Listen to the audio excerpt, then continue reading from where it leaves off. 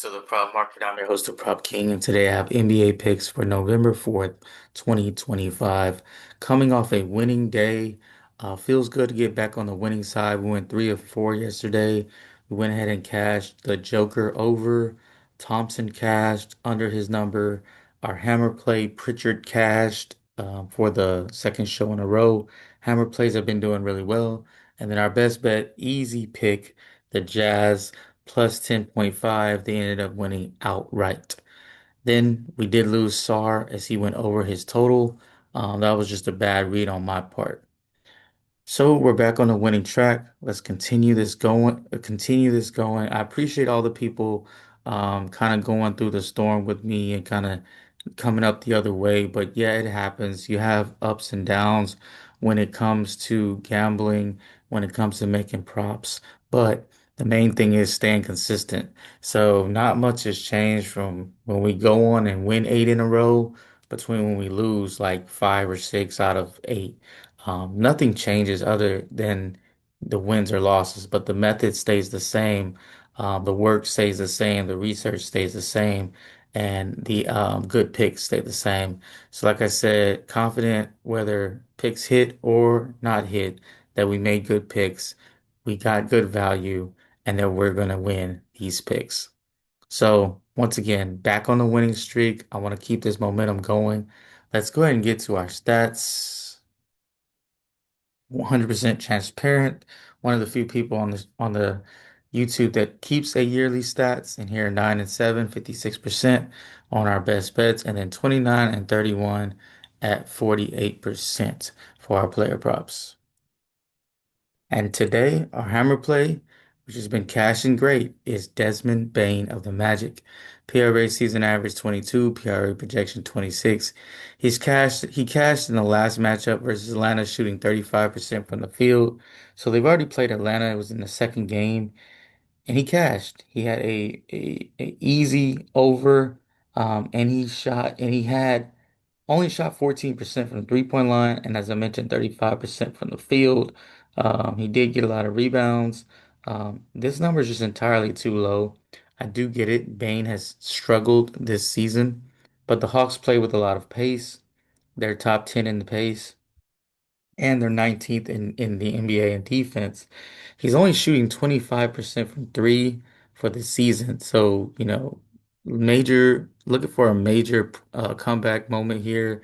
That I do think he's has a better game in this environment. He's averaging 30 minutes a game. So it's not that he's not getting the minutes and he's not getting the usage. He's just shooting horrible. And if you look back over his career, this is not something that he's going to continue to do. I think he bounces out of this lump in this game. Give me the over 23.5 PRA for Desmond Bane. Next guy is Quentin Grimes of the 76ers.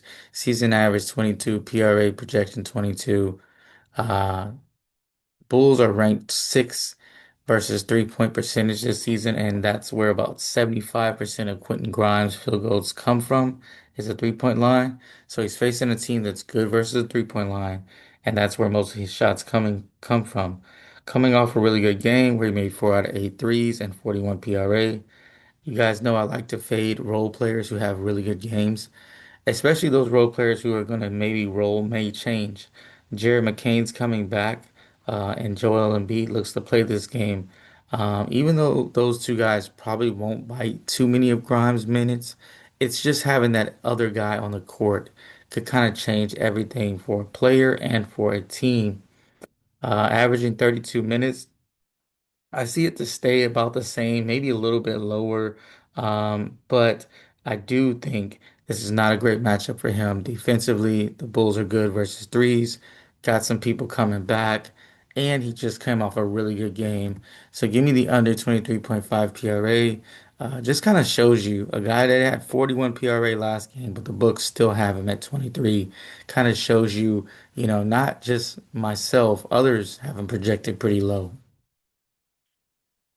Next guy is Kristaps Porzingis. PRA season average is 28, PRA projection 21. Not a good matchup for him as well.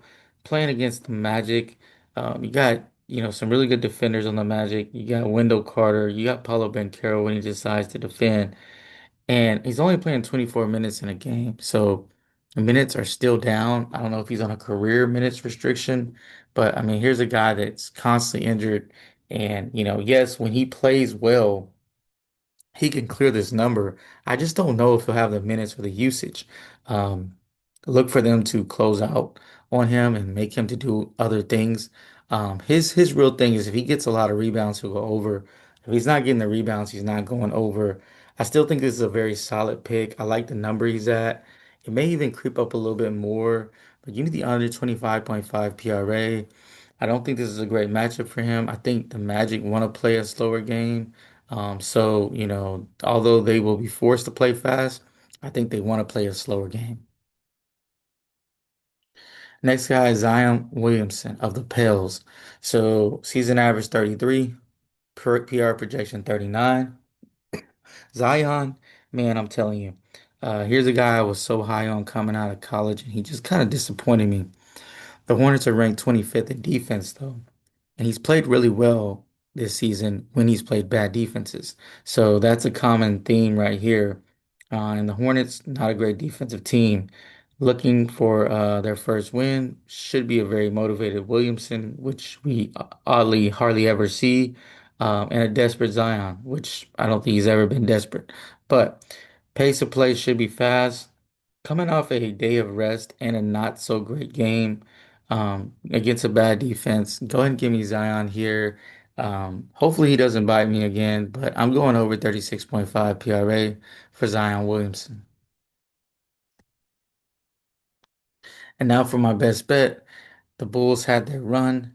It was a Cinderella run. It was a cool moment, but I think it's pretty much over.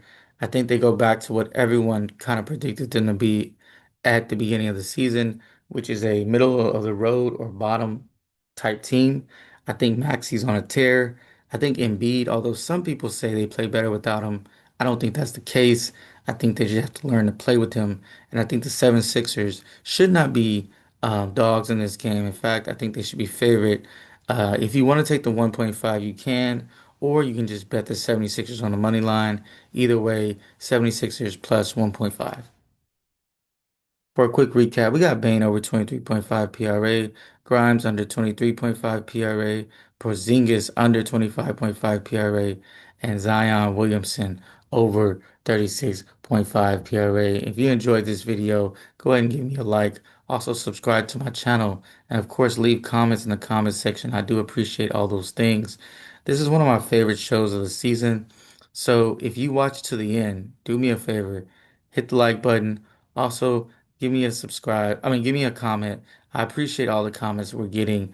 A lot of interaction. I love them. As long as we stay respectful, I do not mind interacting with you. And if you have some picks that you like, go ahead and put them in the comment section as well.